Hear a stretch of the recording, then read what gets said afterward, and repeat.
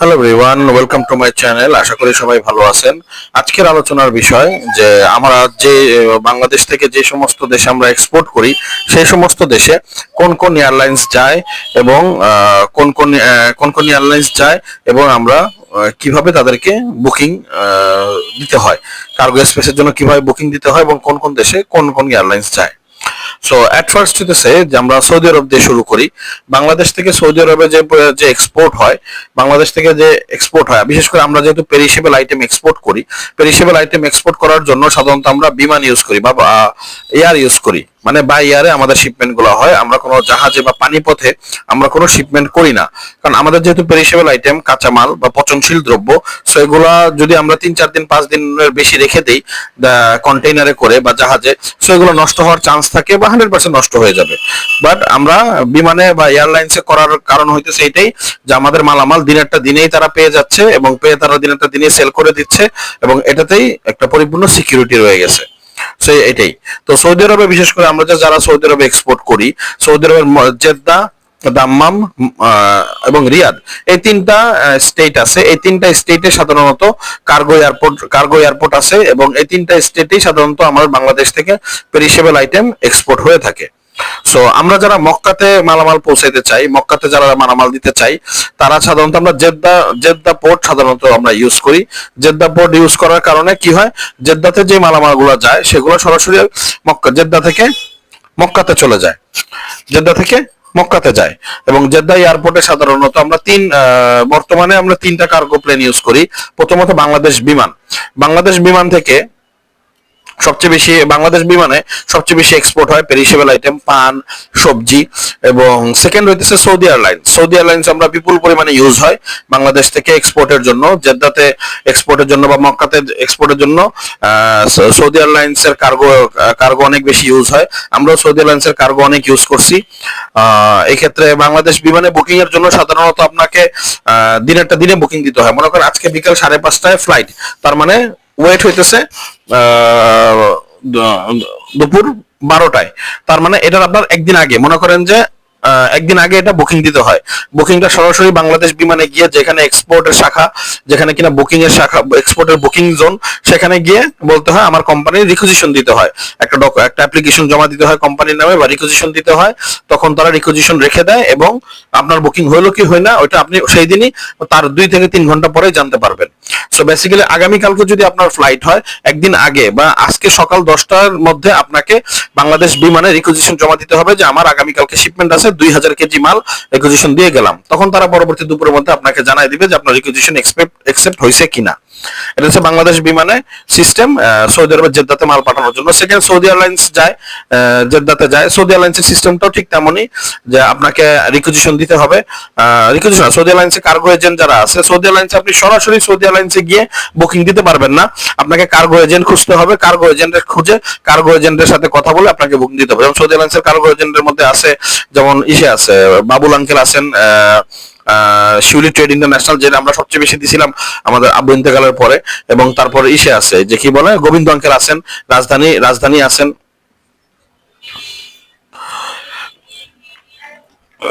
একটু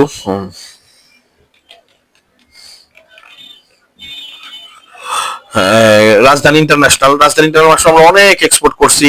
শিউলি ট্রেড ইন্টারন্যাশনালের মাধ্যমে আমরা এই বছর নতুন এক্সপোর্ট শুরু করি। আর দেন আছে হলো ইউএস বাংলা ফারুক আঙ্কেলের আছেন, তারপর সুমাইয়া ইন্টারন্যাশনালের আছে।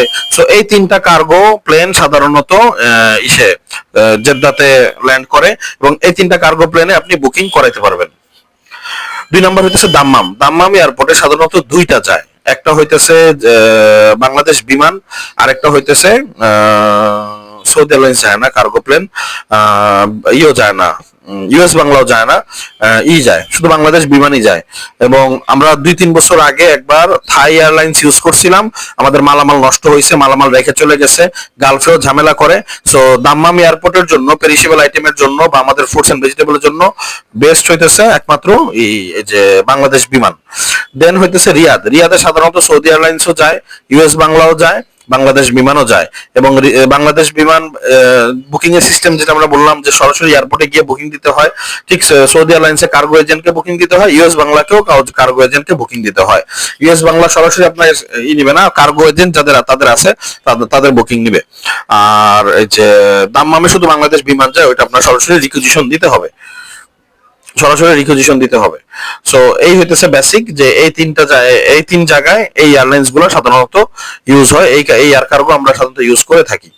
দেন হইতেছে ইতালিতে আসি। ইতালির মিলান এবং রোম, ভেনিস, এই তিনটা জায়গায় বাংলাদেশ থেকে পেরিশেবল আইটেম এক্সপোর্ট হয়। মিলানে আমরা সর্বপ্রথম যখন আমাদের এক্সপোর্ট শুরু করি 19 সালে, তখন আমরা জাকির আঙ্কেলের ফারদিন ইন্টারন্যাশনালের মাধ্যমে এমিরেটস স্কাই কার্গোর মাধ্যমে দিছিলাম। এমিরেটস তখন যাইতো, ভাড়া অনেক কম ছিল, ওই সময় অনেক কম, আমরা 160 টাকা, 156 টাকা, 155 টাকা এর মধ্যে ভাড়া ছিল 2019 সালে। 20 করোনার পর ভাড়া খুব বাড়ছে। তো একটা হচ্ছে এমিরেটসে, দেন হইতেছে এমিরেটস, এটা হচ্ছে এমিরেটসে আপনি সব তাদের কার্গো এজেন্ট যারা আছেন তাদের মাধ্যমে আপনার বুকিং দিতে হবে। দেন হইতেছে ইতিহাদ এয়ারলাইন্স। ইতিহাদ এয়ারলাইন্সও আপনি আপনার যে বুকিং কার্গো এজেন্টের মাধ্যমে বুকিং দিতে হবে। এই সাধারণত আমরা ইতিহাদে আমরা শিউলি ট্রেডিং ন্যাশনাল বাবুল আঙ্কেলের কার্গোর মাধ্যমে দিতাম। এমিরেটসে যখন আমরা 2019-এ দিছি, জাকির আঙ্কেলেরটাই দিছি। 2021 সালে 20-এ জাকির 19-20 জাকির আঙ্কেলের ফারদিন ইন্টারন্যাশনাল মাধ্যমে এমিরেটসের মাধ্যমে দেওয়া হয়েছে। 21-এ আমরা কাতার এয়ারলাইন্সের মাধ্যমে এক্সপোর্ট করছি। তখন কাতার এয়ারলাইন্সের ভাড়া অনেকটা কম ছিল এবং কাতার এয়ারলাইন্সের সাধারণত মনসুর আঙ্কেলের এমজিটি কার্গোর মাধ্যমে, এয়ার কার্গোর মাধ্যমে আমরা বুকিং দেওয়া হয়েছে। তো ওনারা হইতেছে কার্গো এজেন্টের বুকিং এজেন্ট, ওনাদের মাধ্যমে আমাদের এয়ারলাইন্সে বুকিং গুলো দিতে হয় এবং ওনাদেরকে আমাদের পেমেন্ট করতে হয়। তো আর 2022 সালে 23 সাল, এই 2 বছর আমরা সরাসরি আমরা ইতালিতে নরমালি 81টা শিপমেন্ট করি। 22-এর শুরু থেকে 23-এর শুরু, ফেব্রুয়ারি মার্চ পর্যন্ত আমরা 81টা শিপমেন্ট করি। এই 81টা শিপমেন্টের মধ্যে 78টা শিপমেন্ট যায় শিউলি ট্রেডিং ন্যাশনাল বাবুল আঙ্কেলের মাধ্যমে। ইতিহাদ এবং কাতার এয়ারলাইন্স, এই দুইটা কার্গো আমরা ইউজ করি। এবং 24-25-এ আমরা সাধারণত যে ব্রিজ ইন্টারন্যাশনালের এমিরেটস আমরা ইউজ করতেছি এবং বাংলাদেশ বিমান ইউজ করতেছি। সো বেসিক্যালি মিলানে আপনার শুধু এমিরেটস যাইতো এবং ইতিহাদ যাইতো, আর কাতার এয়ারলাইন্স, এই তিনটা এয়ার কার্গো মিলানে, ইতালির মিলানে অনেক গেছে, কার্গো ইউজ করছি। রোমে আমরা বাংলাদেশ বিমান সবচেয়ে বেশি ইউজ করতেছি কারণ ভাড়া কম ছিল। এখন রোমে এমিরেটসও যাচ্ছে এবং কাতার এয়ারলাইন্স যাচ্ছে, বাট কাতার এয়ারলাইন্স রিজনেবল হচ্ছে না, অ্যাফোর্ডেবল হচ্ছে না। সো রোমে আমরা বাংলাদেশ বিমান এবং এমিরেটস ইউজ করতেছি এবং ভেনিসে সাধারণত আমরা এমিরেটস ইউজ করছিলাম। সো বেসিক্যালি ইতালির জন্য, মিলানের জন্য বা রোমের জন্য বা ভেনিসের জন্য বাংলাদেশ বিমান যায় রোমে এবং এমিরেটস যায় রোমে। মিলানের কোনো বাংলাদেশ বিমান ডাইরেক্ট যায় না, এমিরেটস যায় এবং কাতার এয়ারলাইন্স যায় এবং অন্য কোনো এয়ারলাইন্স যেতে পারে। আর ভেনিসে সরাসরি এমিরেটস যায়। সো বেসিক্যালি এই কার্গো এজেন্ট গুলো চলে। এবং দুবাইতে যদি আমরা কথা বলি, দুবাইতে সাধারণত ফ্লাই দুবাই যায়, ইউএস বাংলা যায়, তারপর হইতেছে বাংলাদেশ বিমান যায়। এই তিনটা এয়ারলাইন্স দুবাইতে যারা বাংলাদেশ থেকে এক্সপোর্ট করে থাকে, তারা দুবাইতে এক্সপোর্ট করতে গেলে এই তিনটা এয়ারলাইন্স তারা ইউজ করে থাকে। ফ্লাই দুবাই, ইউএস বাংলা এবং বাংলাদেশ বিমান, এই তিনটা জায়গায় স্পেস নিলে দুবাইতে রেগুলারলি এক্সপোর্ট করা যায়। এবং আমরা জর্ডানে করছিলাম, জর্ডানে বাংলাদেশ বিমানের মাধ্যমে করছিলাম। সো এই দেশগুলোতে সাধারণত এভাবে এয়ারলাইন্স গুলো। লন্ডনে যদি বলি, লন্ডনে সবচেয়ে বেশি বাংলাদেশ বিমানের স্পেস নেওয়া হয়। বাংলাদেশ বিমানের স্পেস যায় লন্ডন, ম্যানচেস্টারে, তারপর এমিরেটস যায়, ইতিহাদ তো এখন আর যায় না। এই দুইটাই সাধারণত বেশি কাজ করতেছে। হ্যাঁ, মাঝখানে মনে হয় গালফ এয়ারলাইন্স, হ্যাঁ গালফ, যেটা গালফ এয়ার ভালোই কাজ করে। তো গালফ এয়ারও লন্ডনে বা ম্যানচেস্টারে সাধারণত মাঝে মাঝে কার্গো ইউজ করতে দেয়, এক্সপোর্টাররা ইউজ করে থাকে। সো এই হইতেছে এই এয়ারলাইন্স গুলো এভাবে যায়। এবং আমি দুইটা জিনিস বলি, আপনি যখন বাংলাদেশ বিমানে বুকিং দিবেন, বাংলাদেশ বিমানে গিয়ে আপনি সরাসরি বুকিং দিতে পারবেন, বাট ইউরোপের ক্ষেত্রে ব্যাপারটা ব্যতিক্রম। ইউরোপের ক্ষেত্রে বাংলাদেশ বিমান সরাসরি বুকিং নেয় না, তারা তাদের কার্গো এজেন্টদেরকে ছেড়ে দিচ্ছে, যেমন আমরা ব্রিজ থেকে সরাসরি নেই। এবং এমিরেটস এর ক্ষেত্রেও প্রাইভেট বিমানগুলো সরাসরি আপনার বুকিং নিবে না, আপনি তাদের কার্গো এজেন্টের মাধ্যমে বুকিং গুলো দিতে হবে, স্পেস দিতে হবে। এবং স্পেস সাধারণত একদিন আগে নিতে হয় বা 2 দিন আগে। ইউরোপের ক্ষেত্রে আমরা 3-4 দিন আগে নিতে হয় এবং ইসের ক্ষেত্রে, যে মিডল ইস্টের ক্ষেত্রে, এটা একদিন আগে স্পেসটা নিতে হয়। So thank you for watching my video.